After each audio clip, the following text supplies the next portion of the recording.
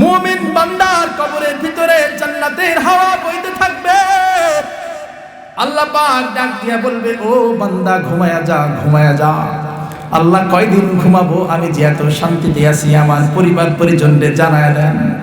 আল্লাহ কয়, বান্দা রে তুই চিন্তা করিস না, তুই ঘুমায় থাক। নতুন জামাই যেইভাবে বাসরাতে সুন্দর করে ওই আরামের বিছানায় যেইভাবে আরাম করে, বান্দারে তুই সেইভাবে কবরের ভিতরে ঘুমায় থাক। ওই জান্নাত থেকে এসি ফিট করা আছে, জান্নাতের দরজা খোলা আছে। ও বান্দারে তুই ওই জান্নাতের দরজার যে হাওয়া আসতেছে ওই হাওয়া গায়ে নে আর সুন্দর করে চোখটা বন্ধ করে থাক। আল্লাহ কয়দিন পর্যন্ত চোখটা বন্ধ করে থাকবো? আল্লাহ পাক জবাব দিয়ে দেন, বান্দা যখন সময় হবে, যখন ইসরাফিল আলাইহিস সালাম সিংহা ফু দেবে, আমি আল্লাহ কুদরতি কণ্ঠে তোরে ডাইকা নিয়ে যাব।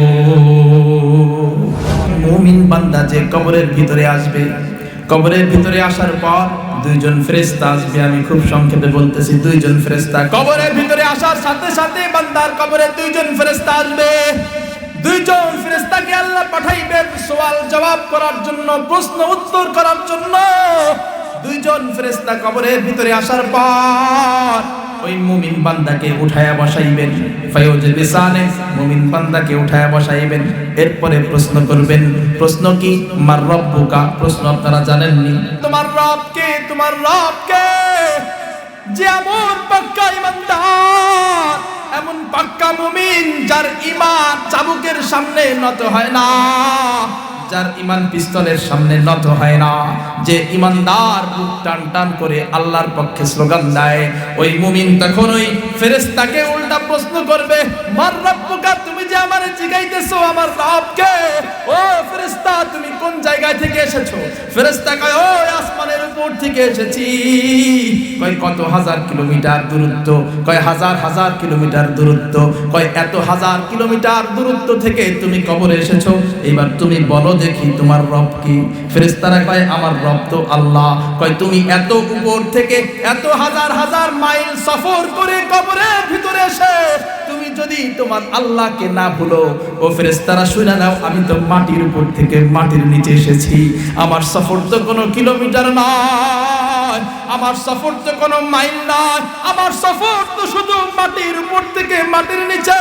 তুমি এত উপর থেকে এসে যদি তোমার রবকে ভুলে না যাও, তুমি শুনে রাখো আমি আমার রবকে এই মাটির উপর থেকে মাটির নিচে আইসা ভুলে যাই নাই। ও মেরে রব হে মেরে সব হে মেরে पलने वाला है, वो मेरे दिल में हिदायत का बत्ती जलने वाला है। वो मेरे मालिक है, वो खालिक है, वो रहमान रहीम है। वो मेरे सत्तार है, जब्बार है, रज़्ज़ाक़ करीम है। वो मेरे सत्तार है, जब्बार है, रज़्ज़ाक़ करीम है। अल्लाह আমার রব, এই রবি আমার সব। আল্লাহ আমার রব, এই রবি আমার সব। দামে দামে তন মনে তারি অনুভব, দামে দামে তন মনে তারি অনুভব। আল্লাহ আমার রব, এই রবি আমার সব। রবকে জোরে বলেন, চিৎকার করে বলেন আমাদের রবকে। মুমিন বান্দা ডাক দিয়া কয়, তুমি আসমান থেকে এসেছো, তুমি তোমার রবকে ভুলে যাও নাই। তুমি কেমনে চিন্তা করলা আমি মাটির উপর থেকে মাটির ভিতরে এসে আমার রবকে ভুলে যাব? ও ফেরেশতা শুনে নাও, তোমার প্রশ্নের জবাবকে শুনে নাও। তোমার প্রশ্নের জবাব হলো আমার রব একজন, তিনি হলেন আল্লাহ। কে রবকে যারা বলে আমার রব হলো আল্লাহ। ফেরেশতারা জিজ্ঞাসা করবে, ও বান্দারে রবের পরিচয় তোমার কাছে পেয়ে গেলাম। ও বান্দা এইবার তুমি পরিচয় দিয়ে দাও। কি পরিচয়? তোমার দিন কি? তোমার দিন কি? বান্দা কয়, আমি আমার দিনকে ভুলা যায় নাই। আমি যেহেতু রবের পরিচয় দিতে পেরেছি, তুমি শুনে নাও আমার দিন হলো দ্বীনুল ইসলাম।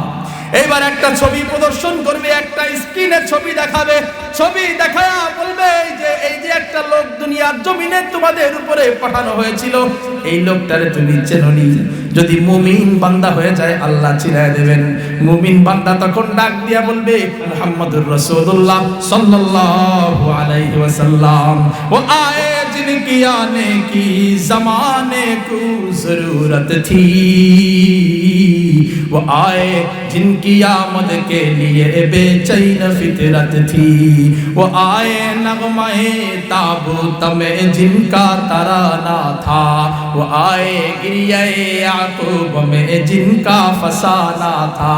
আমাদের জন্য আল্লাহ নবীকে প্রেরণ করেছিলেন, এমন একটা যুগে আল্লাহর পয়গম্বরকে আল্লাহ পাঠাইছে, যেই যুগটা ছিল অন্ধকারের যুগ, যেই যুগে সন্তানকে জীবন্ত কবর দিয়ে ফেলা হইতো, মেয়ে সন্তান হইলে জীবন্ত কবর দিয়ে ফেলা হইতো, ওই যুগে আল্লাহ পয়গম্বরকে আমাদের জন্য আল্লাহ রহমত স্বরূপ পাঠিয়ে দিয়েছিলেন। আমি আমার পয়গম্বরকে চিনতে পেরেছি। তোমরা যার ছবি প্রদর্শন করেছো তিনি হলেন মুহাম্মদুর রাসূলুল্লাহ সাল্লাল্লাহু আলাইহি ওয়াসাল্লাম। আসমান থেকে তখন আওয়াজ এসে যাবে, আমার বান্দা সত্যি কথা বলেছেন, সত্যি কথা বলেছে, আমার বান্দা সত্যি কথা বলেছে। আসমান থেকে আওয়াজ আসবে, আফরিশুহু মিনাল জান্নাহ, আমার বান্দার কবরে জান্নাতের বিছানা বিছায়া দাও। ও ফেরেশতারা, আমার বান্দার কবরে জান্নাতের বিছানা বিছায়া দাও। ওয়ালবিসুহু মিনাল জান্নাহ, বান্দার গায়ের ভিতরে জান্নাতের পোশাক লাগায়া দাও।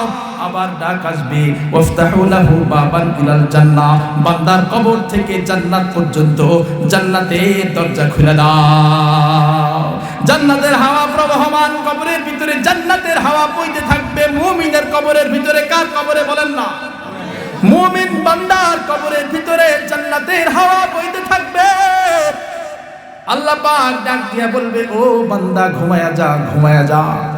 আল্লাহ কয়দিন ঘুমাবো, আমি যে এত শান্তিতে আছি আমার পরিবার পরিজনদের জানায় দেন। আল্লাহ কয়, বান্দা রে তুই চিন্তা করিস না, তুই ঘুমায় থাক। নতুন জামাই যেইভাবে বাসরাতে সুন্দর করে ওই আরামের বিছানায় যেইভাবে আরাম করে, বান্দারে তুই সেইভাবে কবরের ভিতরে ঘুমায় থাক। ওই জান্নাত থেকে এসি ফিট করা আছে, জান্নাতের দরজা খোলা আছে। ও বান্দারে তুই ওই জান্নাতের দরজার যে হাওয়া আসতেছে ওই হাওয়া গায়ে নে, আর সুন্দর করে চোখটা বন্ধ করে থাক। আল্লাহ কয়দিন পর্যন্ত চোখটা বন্ধ করে থাকবো? আল্লাহ পাক জবাব দিয়ে দেন, বান্দা যখন সময় হবে, যখন ইসরাফিল আলাইহিস সালাম সিংহা ফু দেবে, আমি আল্লাহ কুদরতি কণ্ঠে তোরে ডাইকা নিয়ে যাব। আল্লাহ পাক বলে, ঘুমা ঘুমা ঘুমা। এইবার আসেন, যদি মুমিন বান্দা না হয়, ঈমান যদি না থাকে, ঈমান আর ইসলাম যদি আমাদের মধ্যে থেকে দূরে সরে যায়, আমাদের থেকে যদি ঈমান আর ইসলাম দূরে চলে যায়, তার মানে মুমিন বান্দা যদি না হয়, গুনাহগার বান্দা হয়, তার কবরের কি অবস্থা হবে একটু শুনে নেন। মৃত্যুবরণ করার সাথে সাথে যখন কবর দিয়ে দেবেন, তখন দুইজন ফেরেশতা আসবে। কবরের ভিতরে দুইজন ফেরেশতা আসবে। মুমিন বান্দার যেভাবে দুইজন ফেরেশতা এসেছিল, এই গুনাহগার বান্দার কবরেও দুইজন ফেরেশতা আসবে। ফেরেশতা এসে জিজ্ঞাসা করবে, মার রব্বুকা, তোমার রব কি? এখন কি করবে? ও তো রবরে কোনোদিন চিনে নাই, দুনিয়ায় থাকতে কোনোদিন রবের কাছে যায় নাই, দুনিয়ায় থাকতে রবের দরবারে সিজদা দিয়ে দেখে নাই, দুনিয়ায় থাকতে কোনোদিন রবের ডাকে সাড়া দেয় নাই। সকাল থেকে রাত পর্যন্ত কয়বার ডাক দেয় বলেন, বলেন কয়বার? সকাল থেকে রাত পর্যন্ত 5 বার মুয়াজ্জিন ডাকে রবের দরবারে আয়। বান্দা তো রবের দরবারে আসে নাই, কবরে যায় রবরে কেমনে চিনবে? রবরে কবরে যায় চিনবে না, বান্দা জবাব দিতে পারবে না। ফেরেশতারা আবার জিজ্ঞাসা করবে, মার রব্বুকা, তোমার রব কে? ও বান্দা জবাব দাও, তোমার রব কে? তোমার রব কে? আমার একটু জবাব দাও। বান্দা তখন বলবে, হা হা লা আদরি, আমার তো এই জবাবটা জানা নাই। দুনিয়ার জমিনে আমি তো আমার রবকে চিনতাম না, কবরে আইসা আমি আমার রবকে কেমনে চিনবো? রবের পরিচয় আমার জানা নাই, লা আদরি, আমি জানি না, আমি জানি না। ফেরেশতারা বলবে, তাইলে দ্বিতীয় প্রশ্নের জবাব দাও, দ্বিতীয় প্রশ্নের জবাব দাও। দ্বিতীয় প্রশ্ন কি? বান্দি লোকা, তোমার দিন কি, তোমার ধর্ম কি? বান্দা কয়, দুনিয়ার জমিনে চলেছি তো ইহুদিদের মতো, কখনো খ্রিস্টানদের মতো চলেছি, কখনো তো আবার হিন্দুদের মতো চলেছি। মুসলমানদের যেই পোশাক আছে ওই পোশাকটা আমি পরে দেখি নাই। মুসলমানদের যেই সূরত আছে ওই সূরত আমার ভিতরে ছিল না। এখন আমি কি জবাব দেব? আমার কাছে আর কোনো জবাব নাই। সে আবার তখন জবাবে বলবে হা হা লা আদরি, আমি জানি না আমি কি জবাব দেব, আমার দিন কি আমি জানি না। 3 নম্বর প্রশ্ন করবে, একটা ছবি দেখায়া প্রশ্ন করবে ইনি কে চেননি? ওই বান্দা জবাব দেবে ইনি কি আমি কেমনে চিনবো? ইনার যেই সুন্নত ছিল কোনদিনও আমি ওই সুন্নতটারে মাইনা নেই নাই। ইনার যেই সুন্নত ছিল দাড়ি টুপি কোনদিনও পরি নাই। চিন্তা করছি যদি এই বয়সে পাঞ্জাবি পরি, এই বয়সে যদি পাগড়িটারে মাথায় দেই, এই বয়সে যদি টুপিটারে মাথায় উঠায় নেই, তাহলে মানুষ কি বলবে? এই বয়সে যদি আল্লাহ নবীর সুন্নতকে পালন করি, মানুষ কি বলবে? এই বয়সে যদি দাড়ি রাখি, মানুষ কি বলবে?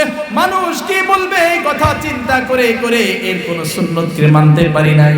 তাইলে কেমনে চিনবো? কেমনে চিনবো? এর ইনারে তো আমি চিনি না। আসমান থেকে আওয়াজ এসে যাবে, কাযাবা আব্দি, আমার বান্দা মিথ্যা বলেছে, আমার বান্দা মিথ্যাবাদী, মিথ্যাবাদী। আবার আসমান থেকে আওয়াজ আসবে, আসমান থেকে বলা হবে ও ফেরেশতারা, বান্দার কবরে জাহান্নামের বিছানা বিছায়া দাও। ওয়ালবিসু মিনান নার, বান্দার শরীরে জাহান্নামের পোশাক পরায়া দাও। তারপরে আবার ডাক দিয়ে বলবে ওয়াফতাহু লাহু বাবান ইলান নার, বান্দার কবর থেকে জাহান্নাম পর্যন্ত দরজা খুলে দাও।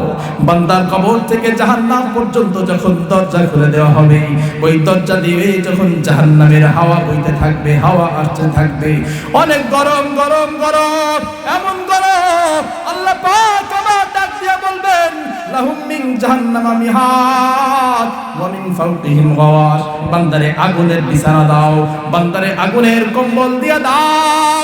বান্দারে তখন আগুনের বিছানা, আগুনের কম্বল দিয়ে দেওয়া হবে। বান্দা ডানে তাকাবে, ডানে তখন দেখবে আগুন, বামে তাকাবে, বামে দেখবে আগুন, উপরে তাকাবে, উপরেও দেখবে আগুন। আল্লাহ পাককে ডাক দিবে আল্লাহ, ও আল্লাহ আগুন, আল্লাহ আমি আর সহ্য করতে পারতেছি না, ও আল্লাহ এত আগুন। আল্লাহ যখন ওই বান্দার চিৎকার চেঁচামেচি শুনবেন, তখন আরো একজন ফেরেশতা পাঠাইবেন। ওই ফেরেশতার হাতে থাকবে লম্বা একটা ডান্ডা। ওই ফেরেশতা কানেও শুনে না, ওই ফেরেশতা চোখেও দেখে না। তার মানে বান্দার ওই ফেরেশতা যে আইসা বান্দারে পিটাবে, বান্দা যদি হাজার হাজার চিৎকার করে, বান্দা যদি শত শত জোরে চিৎকার দেয়, শত শত মাইল বেগে যদি বান্দা চিৎকার দেয়, ওই ফেরেশতার কানে ঢুকবে না, কারণ ফেরেশতার কান নাই, ওই ফেরেশতা কানে শুনে না। বান্দারে মারতেছি, বান্দা কেমন করতেছে সেইটাও ফেরেশতা চোখে দেখবে না। আল্লাহ পাক কবরকে বলবেন, কবর তুই চাপ দে, ছোট হয়ে যা, ছোট হয়ে যা। কবর ডান থেকে একটা চাপ দিবে, বাম থেকে একটা চাপ দিবে। বর্ণিত হয়েছে যখন ডান থেকে চাপ দিবে, এই যে বুকের যেই খাঁচা আছে, বুকের যেই খাঁচা আছে, এইটা ডান থেকে বামে ঢুকে যাবে। আবার যখন বাম থেকে কবরটা চাপ দিবে, তখন বাম থেকে ডানে ঢুকে যাবে।